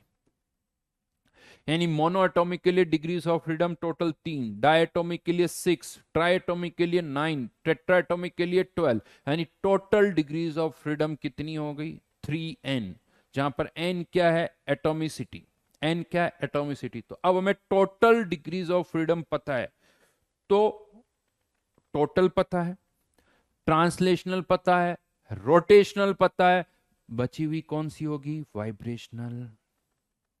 तो क्या अब हम वाइब्रेशनल बता सकते हैं, बताओ मोनो एटॉमिक में वाइब्रेशनल डिग्रीज ऑफ फ्रीडम कितनी होगी, लिख के बताओ देखें। टोटल 3n, यानी इसकी टोटल डिग्रीज ऑफ फ्रीडम कितनी हो जाएगी 3, यहां पर टोटल कितनी होगी 6, यहां पर कितनी होगी 9, यहां पर कितनी होगी 12। उसमें से ट्रांसलेशनल पता है, रोटेशनल पता है, तो क्या बता सकते हो आप वाइब्रेशनल बता सकते हो। तो जल्दी जल्दी आंसर बताओ, मोनोएटॉमिक, डायटोमिक, ट्राइएटोमिक, लीनियर और नॉन लीनियर। टेट्रा के लिए मत लिखो, यहां तक लिखो फटाफट। बिल्कुल सही। तो ये तो क्या हो गई 0, क्योंकि टोटली 3 होनी चाहिए, 3 ये हो चुकी तो 0 0। यहां टोटल कितनी होनी चाहिए, आगे बढ़ो आगे बढ़ो, एक साथ फटाफट लिखो।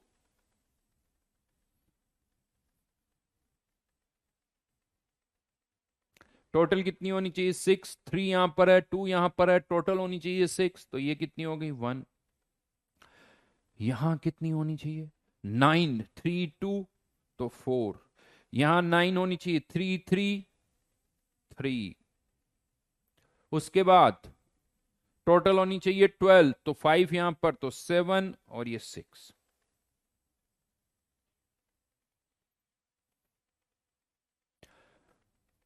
तो हमें डिग्रीज ऑफ फ्रीडम अब सब हम निकाल सकते हैं। ट्रांसलेशनल हमें याद है, रोटेशनल हमें याद है, टोटल डिग्रीज ऑफ फ्रीडम पता है, तो माइनस करके हम वाइब्रेशनल डिग्रीज ऑफ फ्रीडम निकाल सकते हैं भाई। वाइब्रेशनल डिग्रीज ऑफ फ्रीडम हम निकाल सकते हैं। अब डिग्रीज ऑफ फ्रीडम पता हो चल गई आपको, किसकी कितनी होती है वो पता चल गई।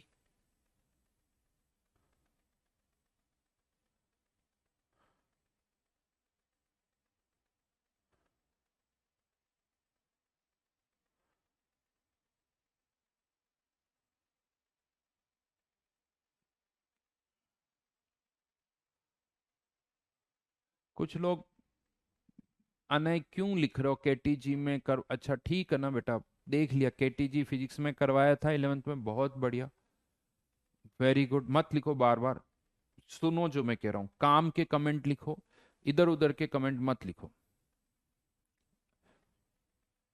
नेक्स्ट, अब सीवी क्या होता है उसकी बात करता हूं। तो एक फॉर्मूला यहां लिख रहा हूं, यहां फिजिक्स और केमिस्ट्री में एक डिफरेंस आएगा। क्यों आएगा, क्योंकि फिजिक्स में आप वाइब्रेशनल को हमेशा ही नेग्लेक्ट करते हो, लेकिन हम यहां पर कंसिडर भी करते हैं, नेग्लेक्ट भी करते हैं, दोनों ही ऑप्शंस है हमारे पास।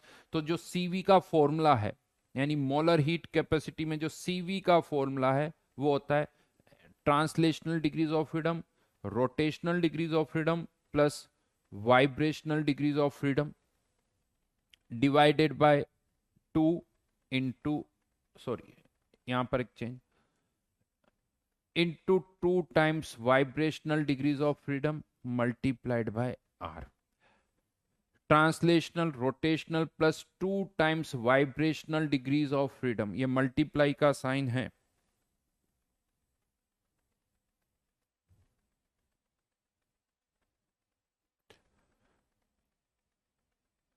टू क्यों किया है इस पर अभी हम बात नहीं करेंगे, कि इसको 2 से क्यों मल्टीप्लाई किया है, इनको क्यों नहीं किया, ये फॉर्मूला कहां से है इसकी कोई बात नहीं कर रहे हैं हम।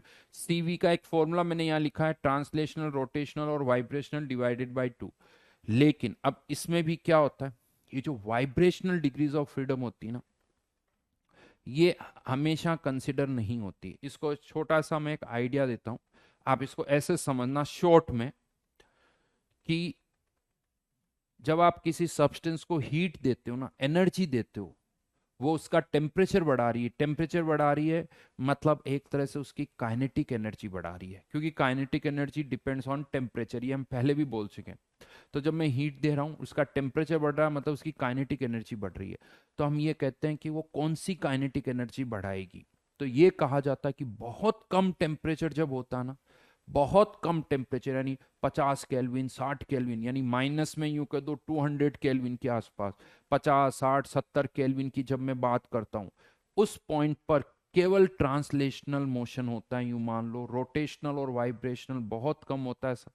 तो जब हम बहुत कम टेम्परेचर पर हीट देते हैं, तो वो मेनली हमारी एनर्जी जो है वो ट्रांसलेशनल में ही जाती है, रोटेशनल और वाइब्रेशनल में नहीं जाती है। लेकिन जब आपका temperature 100 kelvin, 200 kelvin, 300 kelvin, 400 kelvin, 500 kelvin, तो जो हम एनर्जी देते हैं वो ट्रांसलेशनल में भी जाती है, रोटेशनल में भी जाती है।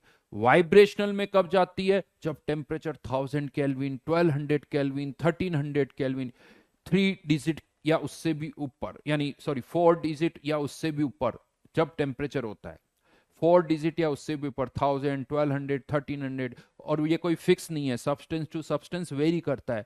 तो बहुत कम टेम्परेचर पर हम ये कहते हैं कि केवल translational degrees of freedom he active होती है, उन्हीं को कंसिडर करना चाहिए। बहुत कम पर नॉर्मल टेम्परेचर यानी रूम टेम्परेचर के आसपास 200 केल्विन, 300 केल्विन, 400 केल्विन ट्रांसलेशनल और रोटेशनल, और बहुत ज्यादा टेम्परेचर है तो फिर वाइब्रेशनल को कंसिडर करना चाहिए। तो हमें यहां पर अब क्या करना है, तो कोई भी क्वेश्चन आता है तो उस क्वेश्चन में हम वाइब्रेशनल को हमेशा नेग्लेक्ट करेंगे, अनटिल अनलेस क्वेश्चन में गिवन हो कि नहीं आप वाइब्रेशनल कंसिडर करो, तो वाइब्रेशनल कंसिडर करेंगे, अदरवाइज वाइब्रेशनल को हम नेग्लेक्ट कर देते हैं। तो यहां पर आप लिख सकते हो vibrational degrees of freedom, vibrational degrees of freedom are considered only when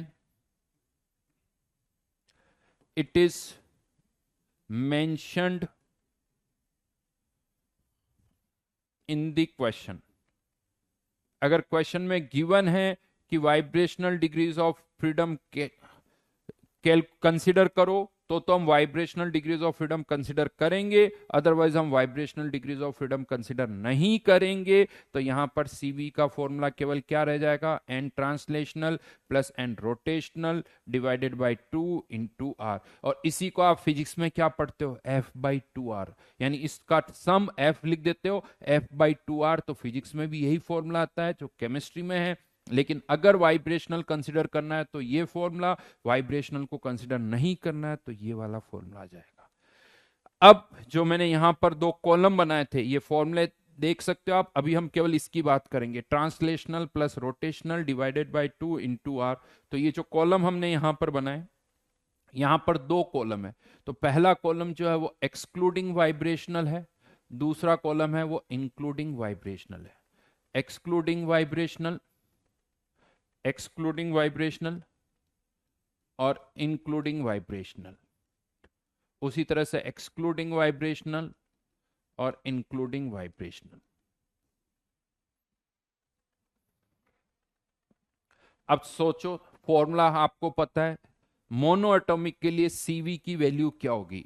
तो मोनो एटॉमिक के लिए translational degrees of freedom 3, rotational 0, तो total degrees of freedom 3 plus 0 divided by 2r, तो ये हो गया 3/2r। डायटोमिक के लिए सीवी की वैल्यू क्या होगी? तो 3 प्लस 2 5/2r। लिखते जाओ अब यहां से यहां तक। ये कॉलम अब कंप्लीट कर दो। वाइब्रेशनल को कंसिडर नहीं करना है, वाइब्रेशनल को कंसिडर नहीं करना है, और ये कॉलम कंप्लीट करते जाओ पूरा का पूरा। ट्राइएटॉमिक के लिए दोनों वैल्यूज लिखो, टेट्राएटॉमिक की दोनों वैल्यूज लिखो। ट्राइएटॉमिक की लिख दो पहले, ऋषभ पूरा याद कर चुके हैं, अभी तुम सोच रहे हो।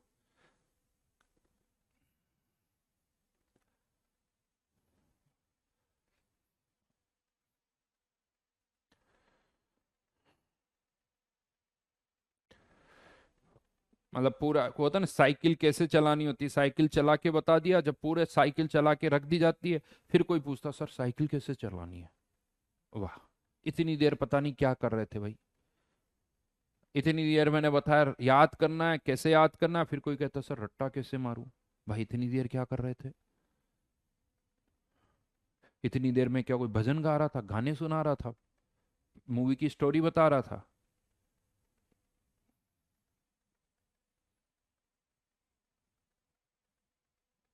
राज कोई बात नहीं। तो यहां पर 5/2 r बिल्कुल सही। और ये कितना हो जाएगा, 3 r। और आगे भी यही रहेगा 5/2 r, क्योंकि चेंज कहां हो रहा है, ये तो फिक्स है 3, ये 3 3 3 फिक्स है, ये 2 3 2 3 फिक्स है। तो चेंज तो वाइब्रेशनल में हो रहा है, वाइब्रेशनल हम ऑलरेडी नेग्लेक्ट कर चुके हैं, तो यहां पर ये वैल्यूज भी फिक्स हो गई। अब सीवी पता चल गया, तो क्या इससे हम सीपी निकाल सकते हैं। सीवी पता चल गया तो क्या हम इससे सीपी निकाल सकते हैं। तो यहां पर सीपी के लिए एक फॉर्मूला मैंने बताया था आपको, सीवी प्लस आर। यानी सीवी प्लस आर करोगे तो सीपी की वैल्यू आ जाएगी। तो यहां पर सीपी कितना हो जाएगा, 5/2 r। यहां पर कितना हो जाएगा, 7/2 r। यहां पर भी कितना हो जाएगा, 7/2 r। यहां कितना हो जाएगा, 4 r। यानी सीवी प्लस आर कर दो तो सीपी की वैल्यू आ जाएगी। करते जाओ, और भी नीचे चाहो तो लिख सकते हो। और फिर फाइनली आता है गामा, यानी सीपी अपॉन सीवी। तो यहां पर सीपी अपॉन सीवी 5/3, यहां पर 7/5, यहां पर भी 7/5, यहां पर 4/3।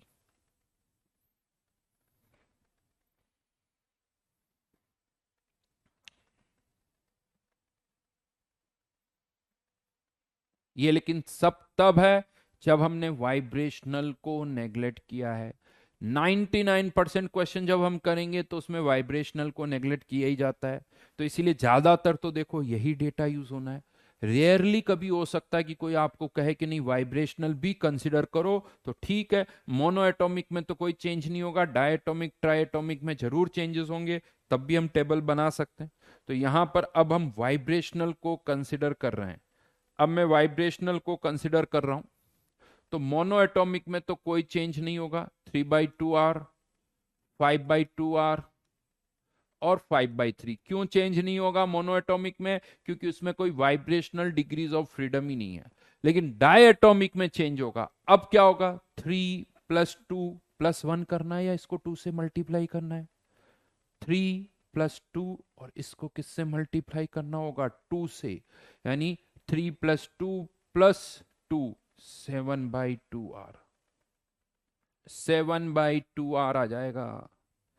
जबकि यहां पर इसको 2 से मल्टीप्लाई करोगे तो पता है कितना आ जाएगा, 3+2 5 एंड +8 13/2 r, 13/2 r।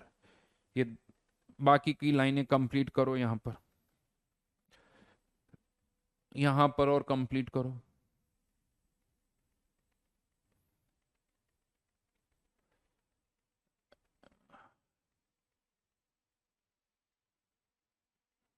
एक तो पता है उन स्टूडेंट्स से मुझे बहुत प्रॉब्लम होती है जो उनके नाम से, जैसे अभी एक दक्ष कोई है, जो मैं कुछ पढ़ा रहा होता हूँ और इधर उधर की बातें करते ना, ऐसा करता है कि ये जो काम तुमने कहा ना वो तो कभी नहीं करूँ।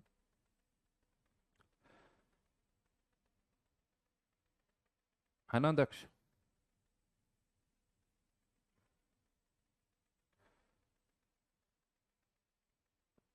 कि मैं कुछ और पढ़ा रहा हूँ और कुछ भी और काम, चाहे वो सही हो या गलत हो, वो फिर कभी नहीं होगा। और तुम्हारे लिए तो खास कर, तो ये ध्यान रखा करो।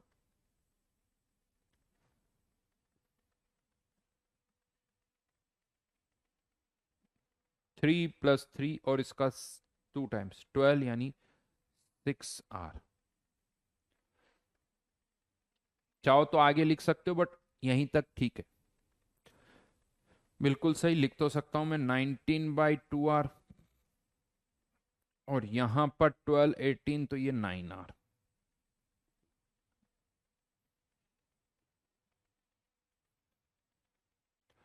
अब सीपी के लिए क्या करना होगा, सीवी प्लस आर, तो 9/2R, यहां पर 15/2R, यहां पर 7R। इसके नीचे नहीं लिख रहा हूं मैं। और गामा की अगर हम बात करें तो गामा यहां हो जाएगा 9/7, यहाँ 15/3, फिर यहाँ 7/6।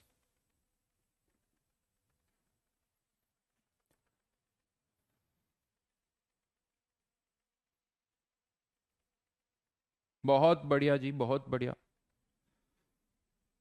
एक बात बता दूं, ये टेबल अभी यहां बना रहे हो, आज ही वापस से याद करनी है, बिना देखे इस पूरी टेबल को बनाना है। और कोई बड़ी बात नहीं है, समझा चुका हूं मैं कैसे याद करना है, नहीं तो वापस से रिकॉर्डेड वीडियो देखना, सब समझ में आ जाएगा कि याद कैसे करना है। वो भी मैं समझा चुका हूं, बहुत आसानी से ये टेबल बना सकते हो। एट द एंड जो काम की चीजें हैं वो मैं बता दूं, मैं आपको पहले भी बता चुका हूं, वाइब्रेशनल हम मोस्टली नेग्लेक्ट ही करते हैं, तो हमें एक्सक्लूडिंग वाइब्रेशनल से ही मतलब है। तो ज्यादातर आप कह सकते हो इस 3/2R 5/2R 5/2R 3R, इनसे ही हमें मतलब है। और अब यहां पर एक छोटी सी चीज मैं बता रहा हूं, जैसे जैसे एटॉमिसिटी बढ़ रही है देख सकते हो सीवी सीपी की वैल्यूज भी बढ़ती है, लेकिन गामा की वैल्यू कम होती है। ये 5/3 जो कि आता है 1.66, ये 7/5 निकालोगे तो 1.4, 4/3 निकालोगे तो 1.33। यानी एक और इंपॉर्टेंट पॉइंट यहां पर मैं बता दूं, जो नोट कर लेना अच्छी तरह से, as atomicity increases, as atomicity increases, CV increases, CP increases, लेकिन जो गामा होता है वो कम होता है। जो गामा होता है वो कम होता जाएगा, जैसे जैसे एटोमिसिटी बढ़ेगी सीवी की वैल्यू बढ़ती है, सीपी की वैल्यू भी बढ़ेगी, लेकिन गामा की वैल्यू कम होगी। यानी मोनो एटॉमिक से डायटोमिक, डायटोमिक से ट्राइएटॉमिक, ऐसे जब चेंज करोगी तब।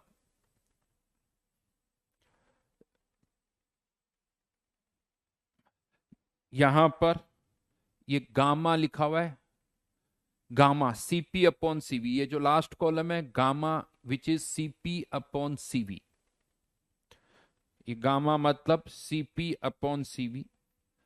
सीपी भी बढ़ रहा है, सीवी भी बढ़ रहा है, बट उनमें डिफरेंस फिक्स है, इसीलिए गामा की वैल्यू जो है वो कम होती जा रही है, वो गामा की वैल्यू कम होती जा रही, तो ये स्पेशली याद रखना है यहां पर। अब मैं जैसे कुछ एग्जांपल्स ले लेता हूं, हीलियम, H2, CO2 और SO2, ये भी ट्राइएटॉमिक है, ये भी ट्राइएटॉमिक है, लेकिन दोनों में डिफरेंस है। क्या बताना है यहां पर आपको, इनकी सीवी की, सीपी की वैल्यूज और गामा, लेकिन वाइब्रेशनल को नेग्लेक्ट कर दो, या यूं कह दो मैंने वाइब्रेशनल के बारे में कुछ बोला ही नहीं, तो आप वाइब्रेशनल को क्या कर दोगे, नेग्लेक्ट ही करोगे। वाइब्रेशनल को नेग्लेक्ट कर दो यहां पर। अब बताइए सीपी सीवी गामा की वैल्यू क्या होगी।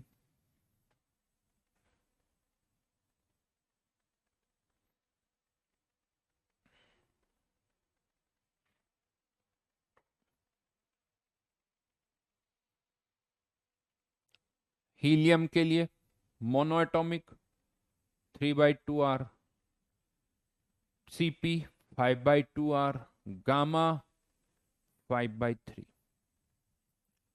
डायटोमिक के लिए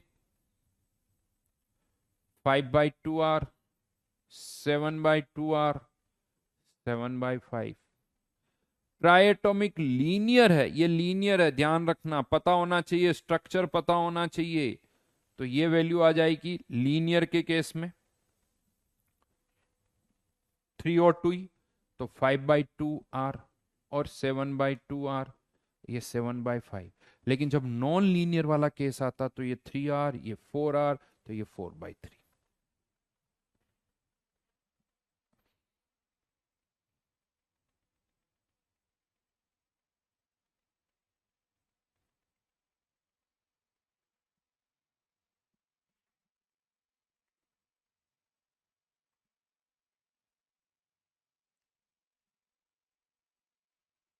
बिल्कुल H2O नॉन लीनियर ट्राइएटॉमिक है जी।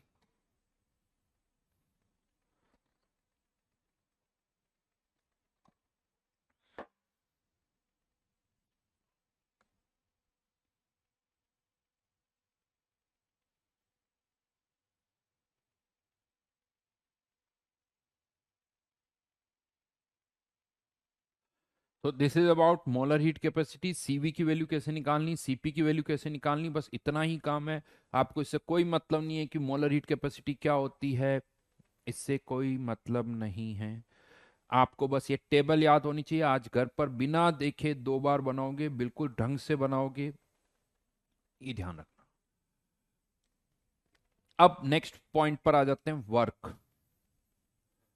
स्मॉल डब्ल्यू या कैपिटल डब्ल्यू, थोड़ा सा वर्क हो रहा है तो स्मॉल डब्ल्यू, ज्यादा वर्क हो रहा है तो कैपिटल डब्ल्यू। अब सबसे पहले यहां पर भी एक वही पॉइंट आता है कि वर्क हो रहा है तो कौन किस पे कर रहा है, यहां मेनली प्रॉब्लम होती है।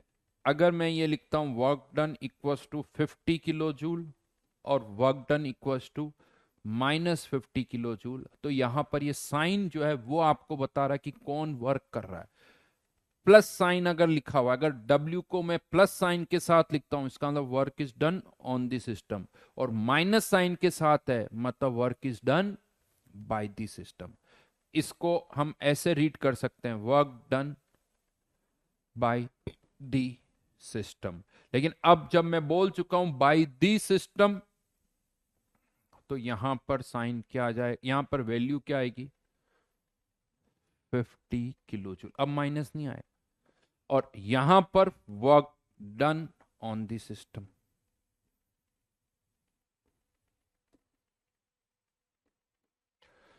यानी अगर सिस्टम पर वर्क हो रहा है, इसको यूं समझो बेसिकली केमिस्ट्री में ये कि अगर सिस्टम को आप कोई भी एनर्जी दे रहे हो, सिस्टम को कोई भी एनर्जी दे रहे हो, तो वो प्लस साइन के साथ लिखो। अगर सिस्टम पर वर्क हो रहा है तो W 50 kilo joule, but system work कर रहा है तो सिस्टम की एनर्जी का लॉस हो रहा है, तो इसीलिए W लिखोगे तो -50। लेकिन यहां पर भी मैं आपको फिर से बता दूं, अगर आप लैंग्वेज यूज कर रहे हो तो कोई साइन कन्वेंशन नहीं है, कोई साइन कन्वेंशन नहीं है। अगर आप लैंग्वेज यूज कर रहे हो तो कोई साइन कन्वेंशन नहीं है। साइन कन्वेंशन तब पिक्चर में आता है जब आप केवल W लिखते हो, W केवल लिखा हुआ है तो साइन कन्वेंशन पिक्चर में आता है। और यहां एक अब सबसे बड़ा कंफ्यूजन क्या होता है, इस W को केमिस्ट्री में साइन, W का साइन कन्वेंशन केमिस्ट्री में अलग है, फिजिक्स में अलग है।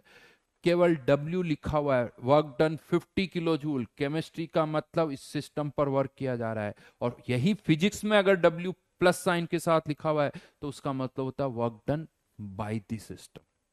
केमिस्ट्री में W प्लस साइन के साथ है यानी work done on the system. मतलब W का साइन कन्वेंशन केमिस्ट्री में अलग है, फिजिक्स में अलग है, दोनों अलग अलग यूज करते हैं। यानी अगर कोई क्वेश्चन पूछेगा कि कैलकुलेट वर्क डन, तो केमिस्ट्री में अगर आंसर प्लस है तो फिजिक्स में माइनस में, फिजिक्स में अगर प्लस में है तो केमिस्ट्री में माइनस में। लेकिन किसका क्वेश्चन, वर्क डन का, W का। अगर कोई ये पूछता है कि calculate work done by the system, calculate work done by the system, तो केमिस्ट्री में भी आंसर वही आएगा, फिजिक्स में भी आंसर वही आएगा, क्योंकि पूछा ही जा रहा है work done by the system. Work done by the system में तो कोई इश्यू ही नहीं है, work done on the system में कोई इश्यू नहीं है। साइन कन्वेंशन तब पिक्चर में आता है जब केवल W यूज किया जाता है। यहां से इसको समझ लेना, क्वेश्चन करेंगे तब और बातें समझ में आ जाएगी। बट अब क्वेश्चन ये आता है कि वर्क डन का फॉर्मूला क्या होगा, वर्क डन का फॉर्मूला क्या होगा। दिव्यांशु ने पूछा सर इतना कंफ्यूजन क्यों क्रिएट किया गया। देखो यार, होता क्या ना, जब तुम्हारी शादी होगी ना, तब थोड़ा ज्यादा अच्छी तरह से समझ में आएगा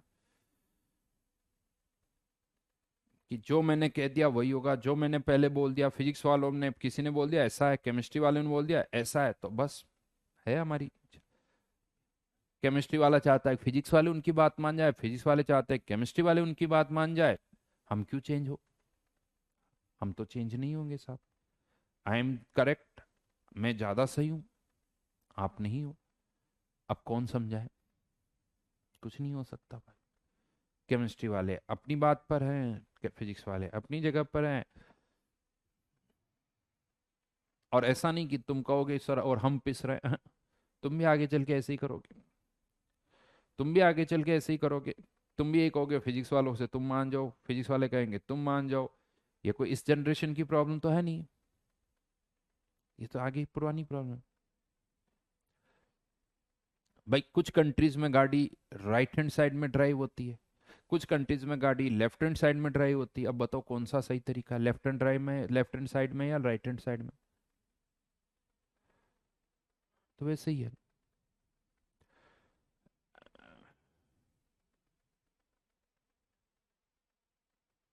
कोई पूछ रहा सर आपकी शादी हो गई क्या? अच्छा क्वेश्चन है यार। सच बताऊं, है क्या कर, मन में कुछ और है, बताना कुछ और चाहता हूँ।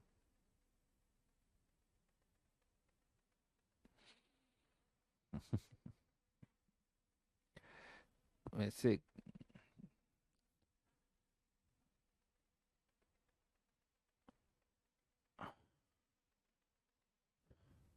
चलिए जी, चलिए तो आज के लिए तो अभी तक यही करते हैं, बिकॉज हमारा टाइम भी होने वाला है। बट ये टेबल याद हो जाएगी या नहीं हो जाएगी, बता दो। टेबल याद हो जाएगी? एमडीआर आवाज बहुत तेज है।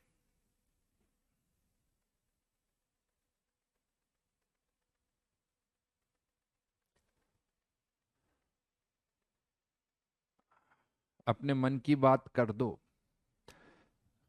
जबरदस्ती बवाल हो जाएगा, मत करो।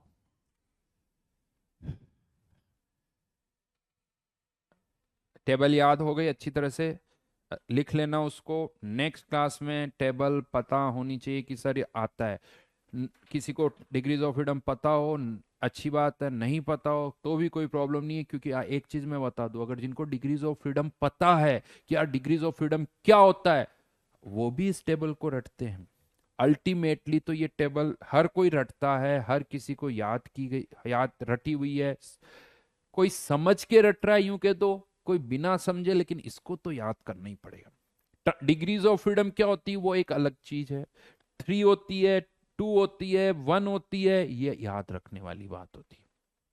राइट? तो ये टेबल याद हो जानी चाहिए अच्छी तरह से, सारी वैल्यूज। कभी भी जरूरत पड़े तो ये नहीं कि सर नहीं पता, खट से निकाल सकते हो, मोनोएटॉमिक है तो इतना, डायटोमिक है इतना, ट्राइएटॉमिक है तो ये वैल्यू इतनी होगी, वो हमें होनी चाहिए। नेक्स्ट क्लास का होमवर्क क्या है?